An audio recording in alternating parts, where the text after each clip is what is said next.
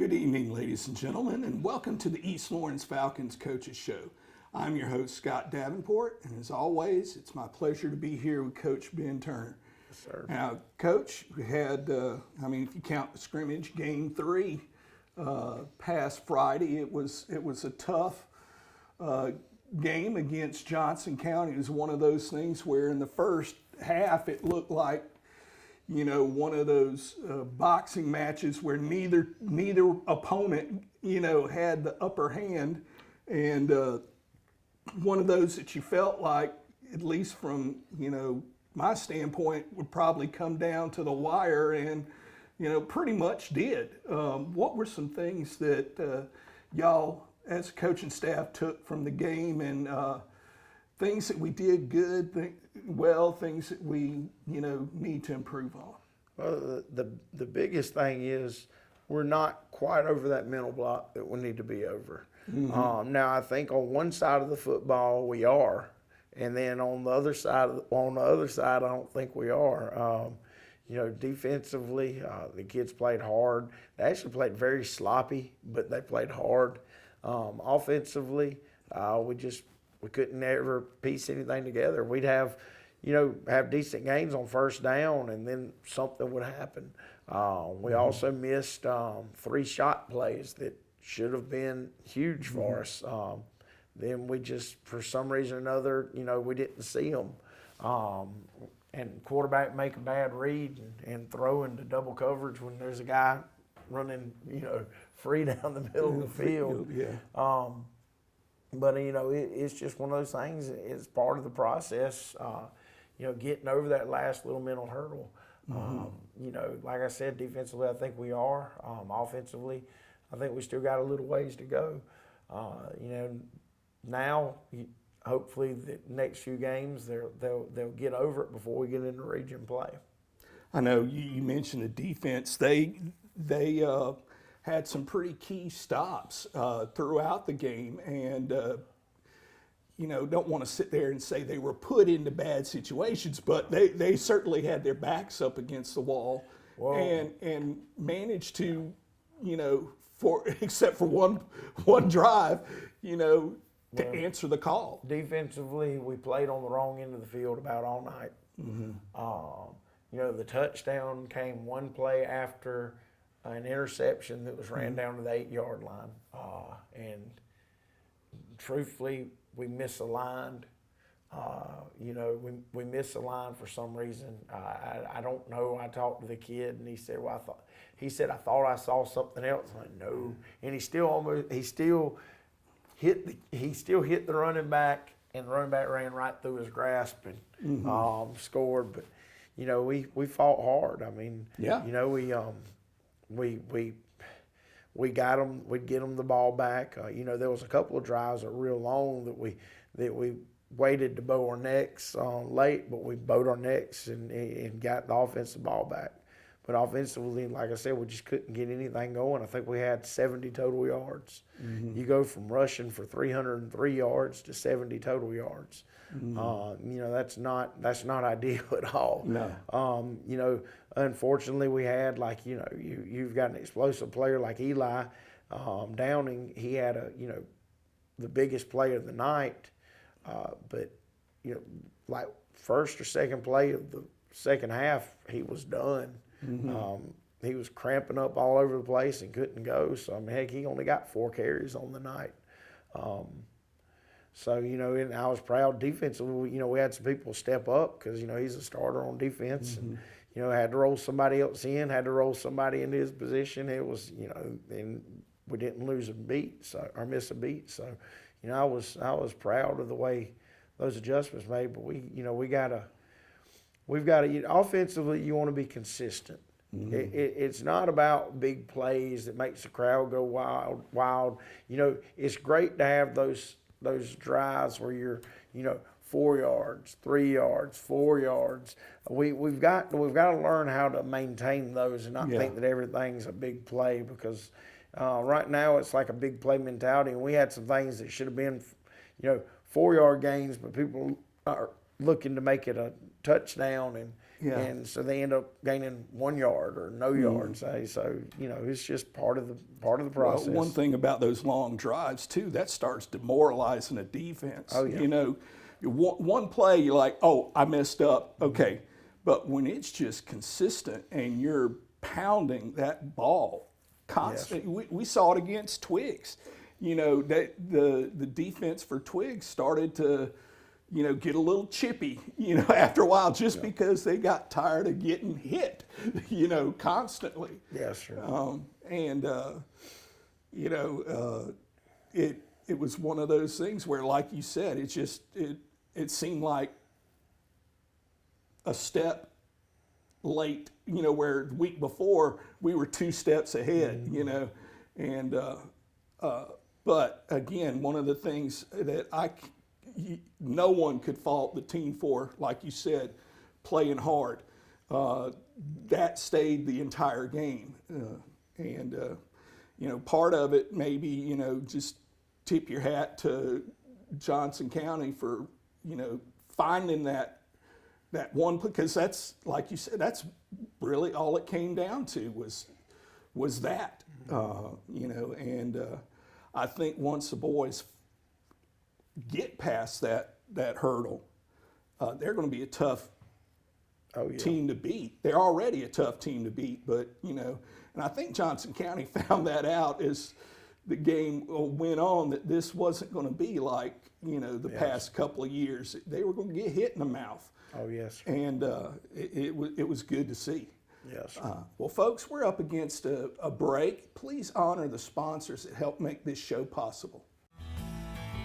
Progressive Rural Telephone Co-op offers a full range of communication products and services to its members in Lawrence County and surrounding areas. We take pride in being your total communications provider, and we work hard to provide quality services at the best prices. In addition to offering phone service, we provide high-speed internet and digital high-def TV. And we always strive to put our members first. Progressive Rural, your total communications company.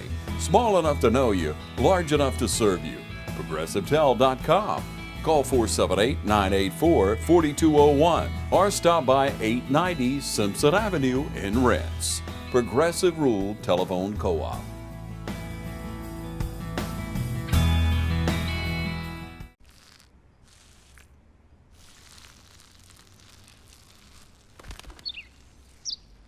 Maybe he landed here totally by coincidence. But if by chance he's admiring your fresh coat of Benjamin Moore soft sky blue, well, that's a pretty high compliment. Coming from an expert. Quality products and installations since 1985. That's 4 Seasons. From humble beginnings with a desire to serve the Dudley community, Bank of Dudley has grown to 5 locations, serving Lawrence, Twiggs, and surrounding counties. Serving our community since 1905, the Bank of Dudley is looking forward to its 2nd century of community banking. Drop in today to any of our 5 locations: Jeffersonville, Dudley, East Dublin, Veterans Boulevard, and downtown Dublin. Bank of Dudley, member FDIC, and an equal housing lender. Imagine a life-changing injury. Imagine the fear and unknown. The Houston Clinic Sports Medicine Team, the only physicians in the area with advanced certification in orthopedic sports medicine, treats sports injuries with innovative techniques. The Houston Clinic has helped nearly 1 million athletes live without pain. Imagine getting back in the game. Imagine the best game of your life. The Houston Clinic Sports Medicine Team. Welcome back, ladies and gentlemen, and now we're going to watch some highlights of last Friday's game between the Johnson County Trojans and your East Lawrence Falcons. We'll start off on the defensive side of the ball. Johnson County tries to hit us with a jet sweep. You can see our team speed and everybody running to the football. And we're arriving with bad intentions, being very physical, making sure that he's finished off. Got a lot of cuts going on up front. Our D-line did not do a good job of using their hands the other night. and I think they were more worried. They shouldn't have been so worried about the cuts, and they should have just been hitting their gaps and rocking and rolling and shooting hands. It's going to be a lot of defensive flips this week, y'all, so be ready. All right.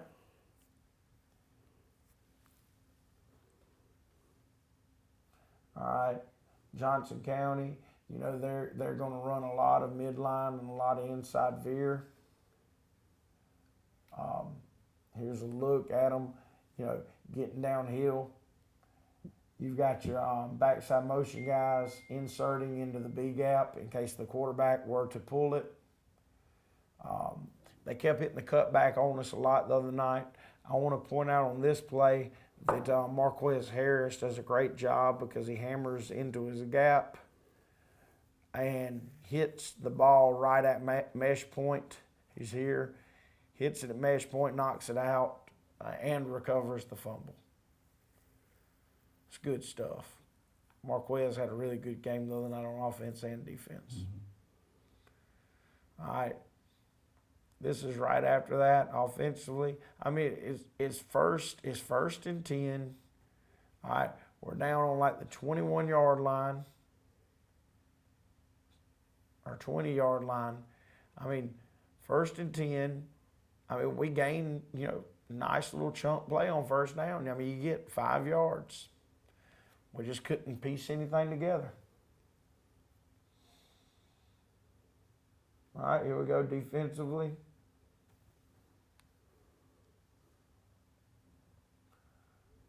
All right, they're running power at us.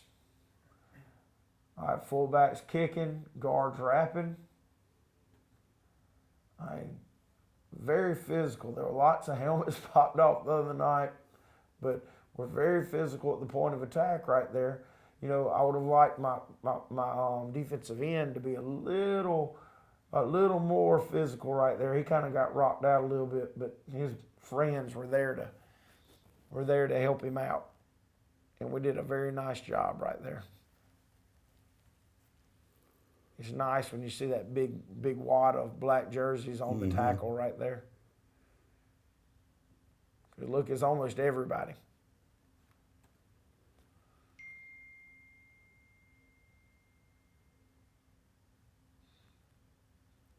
All right. You know, they come back with a little misdirection. Well, it's not truly misdirection because he's turning up to be the lead blocker. But it just ends up being a wing ISO with the lead blocker. Kanoski O'Neal was all over the field the other night. And I believe it's him. Yep. He sees his key coming back, so he gets downhill now, and beautiful tackle. Because, I mean, if you look, the linebackers they read the play wrong. All right, they're fitting the wrong place. All right, because Tristan should be fitting downhill. He's across, he gets caved down. Noski comes up and makes everybody right.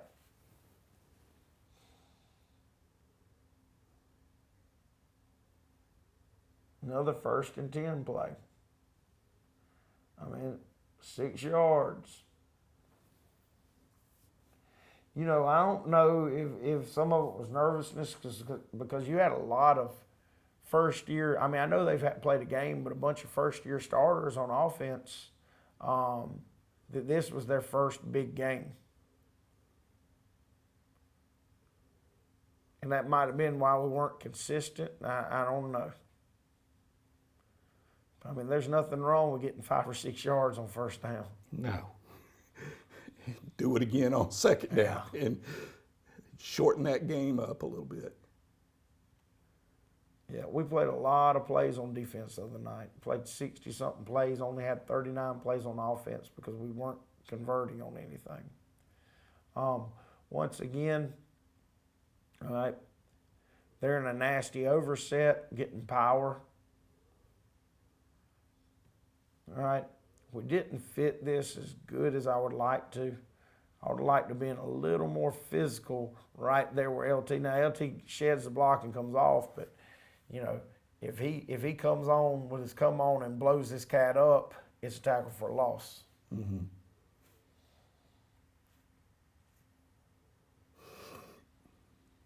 All right. We had a bunch of stands down here. This might have been put on. I don't know. I think this was a 4th down and short.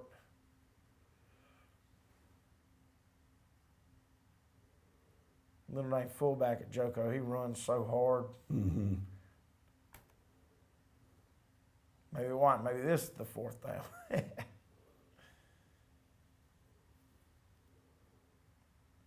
We did miss a lot more tackles than we've been missing the other night. And, you know, we got a right there. It should have been. He should have been hitting the backfield. Now he did not get the first down on that, but it shouldn't have even been close.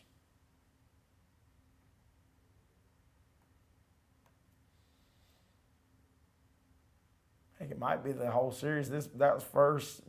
Where we 3rd down now? All right. I think this is QT. QT was really quiet in the first half, had like 1 tackle, and then he had 9 in the second half. And he did a lot of stuff like that. But you know, that's a big situation right there to come up with a big tackle for a loss. All right, here's the 4th down play on the same drive. So we hold them. They're inside the 10, we hold them. Get the ball back.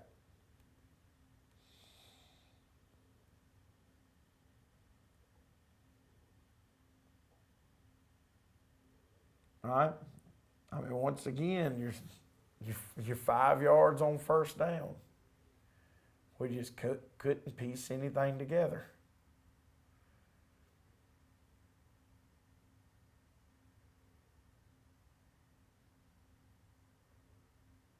I mean, O-line's getting a hat on a hat. Just, like I said, we couldn't get anything together, and we weren't blowing them off the ball.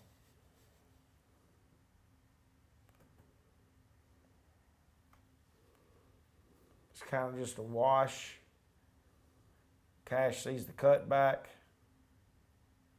But once again, I mean, we're getting, you know, that's 4 yards. I think this is the biggest play of the night. It is. That's Eli. This is right before he started cramping up. Has a big run. Told him he's got to get his butt in shape. But I don't know why he was cramping the other night. It was just, I mean, it was muggy, but he is in good shape. Yeah, I was fixing to say there's not, but I wish I had his body fat percentage. Yeah, I don't know why that was got him. Here's another goal line stand. All right. Taking all the gaps away.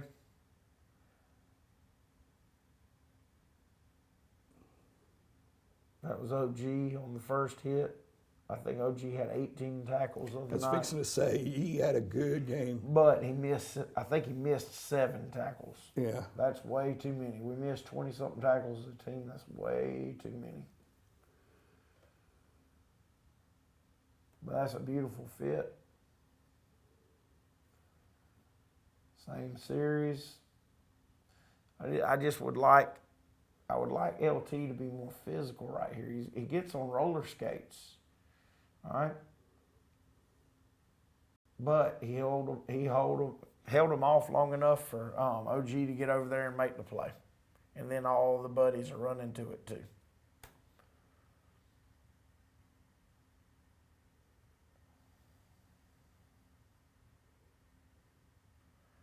Another first down where we gained 5 yards.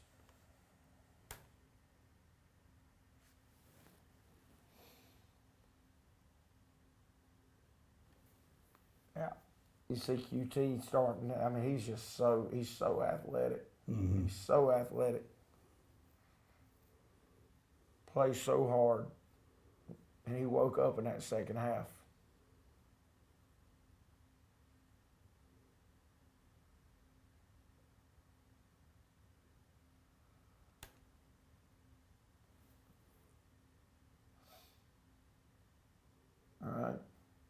They're trying to make something happen. It was 3rd and long. We almost pull up, get a pick right here.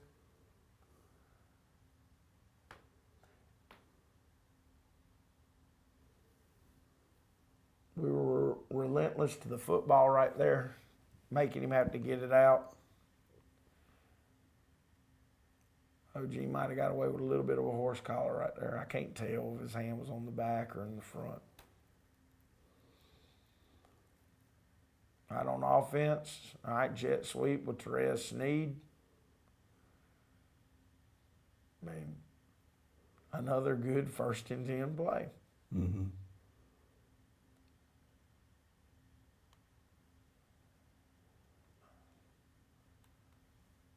It's crazy watching all these 1st and 10s. You think something would happen on 2nd and 10. Now this is nice.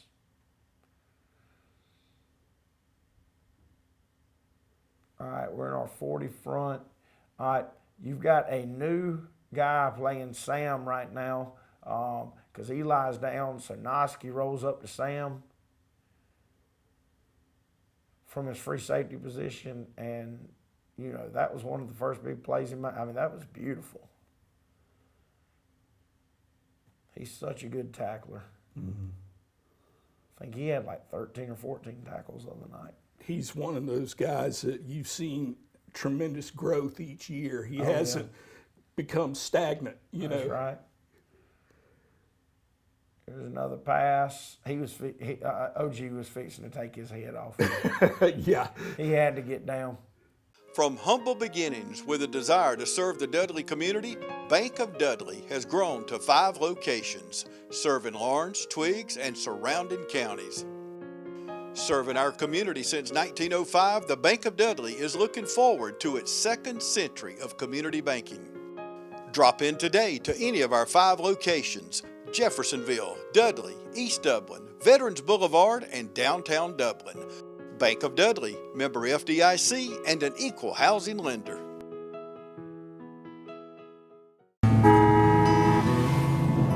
The way the world is today, Go, go, go, go. things just seem so out of control. That's why the things we can control are so important. That's why we're members of our electric co-op. The whole reason the co-op exists is to bring us the electricity we need. So they look out for us. They invest in the best technology you can get, just to keep the power on. Not because they have to. They actually do it because it's the right thing to do.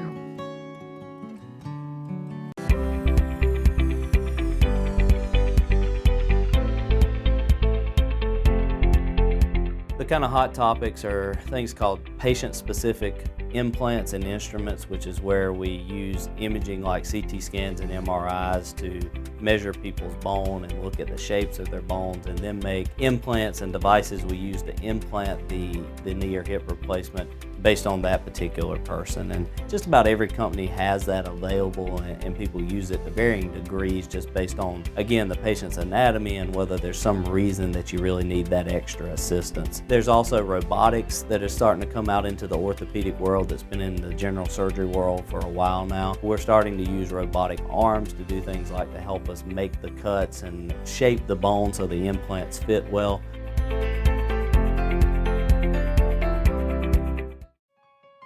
The City of Dublin Natural Gas provides the most cost-efficient source of energy available today. So for your home, choose the most natural resource. Safe, clean, efficient. All new subdivisions around the Dublin area have natural gas available. Start reducing your energy bills today with Dublin City Natural Gas Department. Natural gas, the smart choice. Call 277-5048 today and let us help you start saving today.